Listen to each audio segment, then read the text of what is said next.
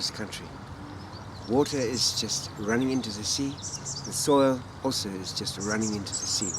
So it is being retained so that when you get a year such as the last year and rains are erratic, as has been predicted, we've got a crisis pending. So we have huge areas of southern Africa now with the drought pending.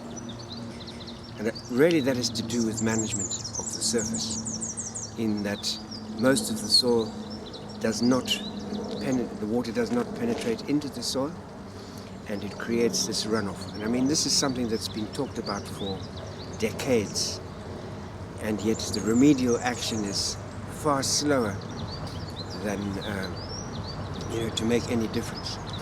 And really, soil is the basis of all our culture and life.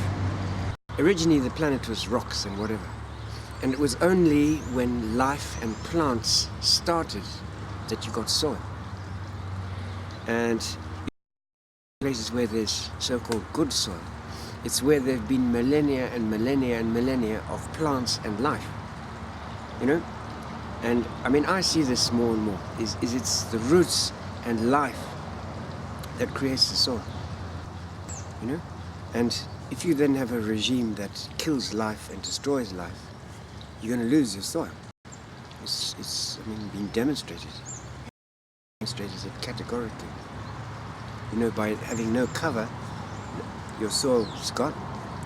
50 to 100 tons per season, per hectare. What does soil mean to... This is the thing, is people now have this kind of analytical, compartmentalized notion of it. Is they're analyzing all the little bits like the minerals and the things. And it's only really in recent times that people are beginning to understand the critical role of all the microorganisms in that soil. It's the easiest way to think of it is as the words that you've used. It's like a living entity, mighty complex. It's a synergy of a multitude of bacteria, fungi, algae, as well as the roots. I mean, for me, that's the critical thing with the plants, is the plants bring solar energy into the soil, so that you've got energy available for life. Something, it takes ages to build a soil because you need season after season of roots and microorganisms working to bring it up. And yet it can be lost in an instant if it's not managed properly. One downpour, this year, what they're predicting about extremes has happened this year. We've had actually less rain this year, but what's tended to happen is it's all come in about 3 heavy downpours. It was only last week that we had the more typical soft rain. It's just kind of come, down 30 millimeters, and then the next day it's gone. And with those kind of conditions, you can lose a massive amount of your soil. You can see it in the Estuarife, all the rivers around. The soil is just gone, as well as the water. So water's not being retained in the soil.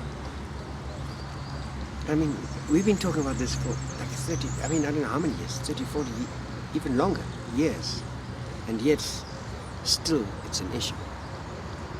It's been getting worse and worse and worse. There are some trends that are encouraging, like the terminology is bewildering sometimes.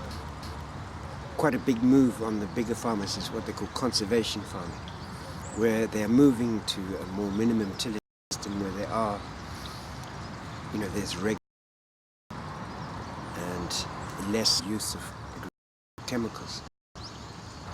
I use this little bucket when I'm weeding in the nursery and, thinning out plants.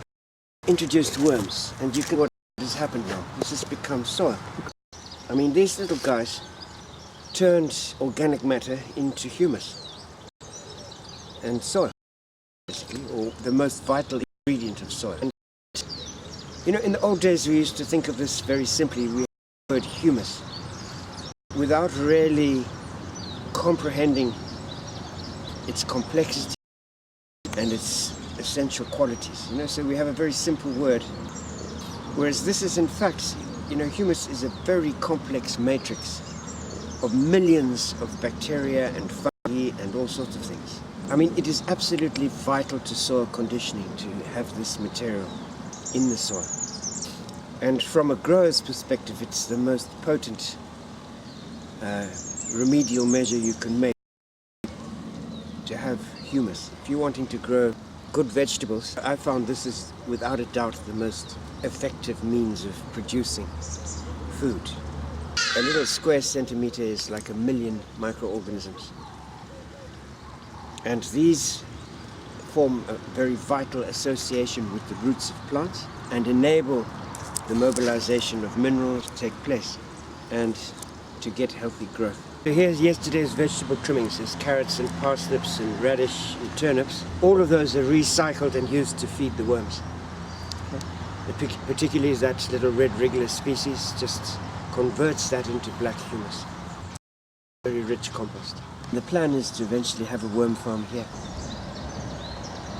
We use our own seeds. So there's a cycle going here now, is we would take the seeds, especially when they're organic. You eat roses? Yeah, didn't you know that? No. And rose hips are used to make a jelly. People often say you can't grow roses without chemicals. So here we're growing them with no chemicals. They've gone in a bit of cold turkey, not having chemicals. But Have they? They're coming back. Yeah, they weren't. They were in a shocking condition when we arrived. So are they preferring it without chemicals? That's why I said a bit of cold time to read, which is quite a well. Is that what you've got to do is re-establish the mycorrhiza in the roots. So if you go and spray a fungicide, especially a systemic rose, you're killing all the mycorrhiza. And that's why you have a problem with health. Then why a lot of people get caught in a cycle of dependency, being a sucker for all the chemicals that are around. Whereas actually naturally, I mean, a rose has been grown for millennia. Birds are the most incredible workers in the garden. Last week I watched a small collared sunbird hovering through the citrus trees and taking off all the aphids that are beginning to build up on the citrus tree. And at the end of the day, there were no aphids left at all on that. And there are many other birds. The other aspect to it is they're fantastic recyclers of probably one of the most crucial elements in the form of phosphate. They just forgot about the soil. And it was actually an act of